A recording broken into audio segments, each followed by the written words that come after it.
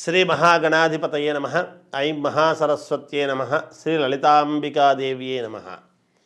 2024 సంవత్సరము జనవరి నుండి మామూలుగా సంవత్సరాంతము వరకు కూడా, అంటే డిసెంబర్ వరకు కూడా 12 రాసుల వాళ్లకు ఎలా ఉంటుంది అనేటువంటి విషయముగా ఇప్పుడు మనం తెలుసుకోబోతున్నాము.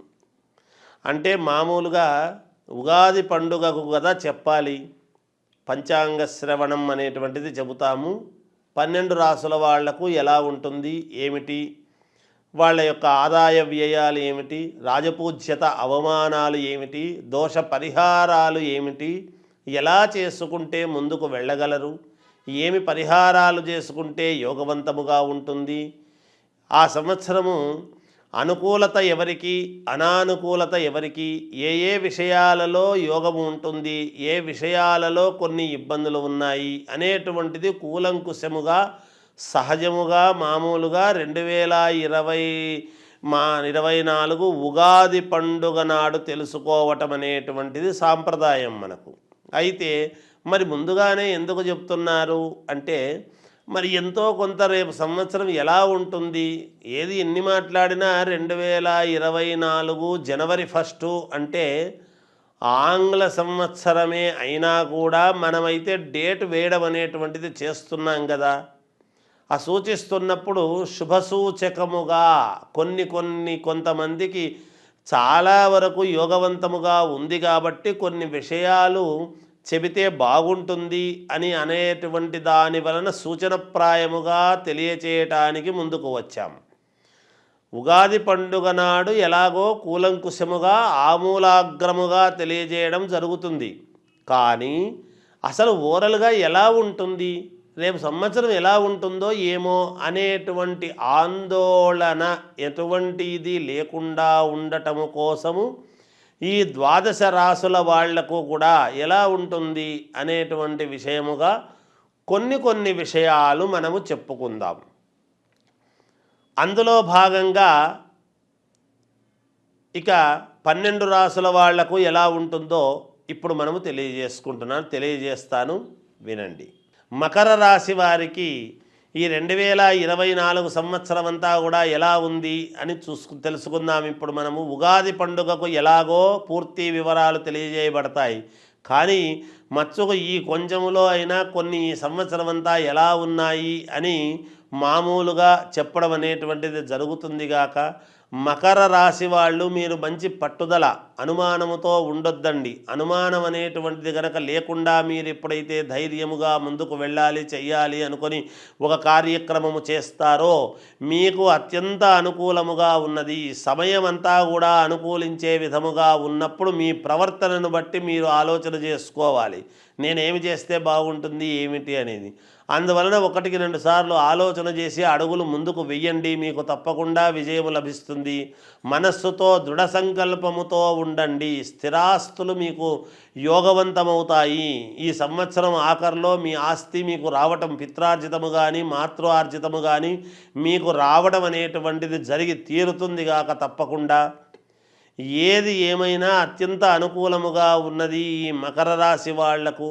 భావోద్వేగాలు ఉంటాయి, జనము మీ వెంట ఉంటారు గాక తప్పకుండా. అంటే మీ స్టాఫ్, మీరు పనిచేసేటువంటి స్టాఫ్ కానీ పనిచేసే చోట కానీ మిమ్మల్ని అందరినీ అప్రిషియేట్ చేసేటువంటి విధముగా మీరు నడవడిక ఉంటుంది గాక మీది. విద్యార్థులకు అత్యంత యోగదాయకముగా ఉన్నది. బాగా చదువుకొని పాస్ కాండి, మేలు జరుగుతుంది గాక. అలాగే రాజకీయాలలో ఉండేటువంటి వాళ్లకు కూడా చాలా అంటే చాలా అనుకూలముగా ఉన్నది అని తెలియజేస్తూ జయోస్తు. అయ్యప్ప స్వాములు ఎంతో శ్రద్ధతో భక్తితో దీక్ష, అయ్యప్ప దీక్ష అనేటువంటిది ఒక దీక్ష తీసుకొని చాలా కఠోరమైనటువంటి దీక్షగా దాన్ని జాగ్రత్తగా చేస్తూ అయ్యప్ప స్వామి అనుగ్రహము పొందాలి అనేటువంటి భావనతో ప్రతి సంవత్సరము కూడా అయ్యప్ప మాల వేసుకునేటువంటిది చూస్తూ ఉన్నాం అందరము కూడా. కానీ రోజు రోజుకు అయ్యప్ప భక్తులు పెరుగుతున్నారు కానీ ఎక్కడా తగ్గడం లేదు. అది అయ్యప్ప స్వామి యొక్క గొప్పతనముగా భావించాలి. అటువంటి చోట అయ్యప్ప స్వాములందరూ కూడా ఇరుముడు కట్టుకొని ఒకేసారి కన్యస్వామి, బాలస్వామి, మరి అయ్యప్ప స్వామి, గురుస్వాములు అని ఇలా అందరూ కూడా ఒక్కసారిగా వెళ్ళినప్పుడు గుంపులు గుంపులుగా అక్కడ తోపులాటలు, ఇబ్బందులు అవి ఇవి జరుగుతూ ఉన్నాయి. దీక్ష ఎలా అయితే తప్పకుండా చాలా శ్రద్ధగా చెయ్యాలి అని అనుకుంటున్నారో మీరందరూ కూడా అయ్యప్ప స్వాములందరూ కూడా జాగ్రత్తగా స్వామివారి దగ్గరికి వెళ్ళి అక్కడ స్వామివారికి ఇరుముడి మొక్కు అది తీర్చుకొని పంబానదిలో స్నానము అది చేసి స్వామివారి 18 మెట్లు ఎక్కి స్వామివారికి అభిషేకము, నెయ్యాభిషేకము చేసుకొని కన్నులారా స్వామిని దర్శించి ఆయన అనుగ్రహము పొంది అంతే సంతోషముగా యథావిధిగా ఇంటికి శ్రద్ధగా తిరిగి రావాలి అనేటువంటి కోరికతో అందరూ నెమ్మదిగా వెళ్ళండి. హడావిడి పడకుండా అయ్యప్ప స్వాములు తోటి అయ్యప్ప స్వాములు అని అక్కడ తోసుకోకుండా జాగ్రత్తగా ఒక క్రమశిక్షణతో ఒక పద్ధతి ప్రకారముగా అయ్యప్ప స్వాములు ఇప్పటికే చాలా వరకు పాటిస్తూ ఉన్నారు.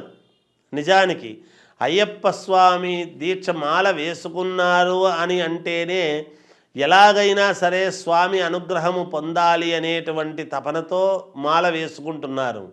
ఊరికే ఏదో వేసుకోవడం లేదు ఎవరిని చూసినా. అందుకని ప్రతి అయ్యప్ప స్వామి కూడా సంతోషముగా ఈ ప్రాంతము ఆ ప్రాంతము అనేటువంటిది కాకుండా నా యొక్క విన్నపము ఏమిటి అంటే అయ్యప్ప స్వాములందరికీ కూడా అందరూ అయ్యప్ప స్వామి దేవాలయానికి కేరళ వెళ్ళి స్వామి దర్శనము చేసుకొని అంతే క్షేమముగా ఇంటికి తిరిగి వచ్చి పిల్లాపాపలతో సంతోషముగా సుఖ సంతోషాలతో ఉండాలి అనేటువంటిది కోరుకుంటూ జయోస్తు.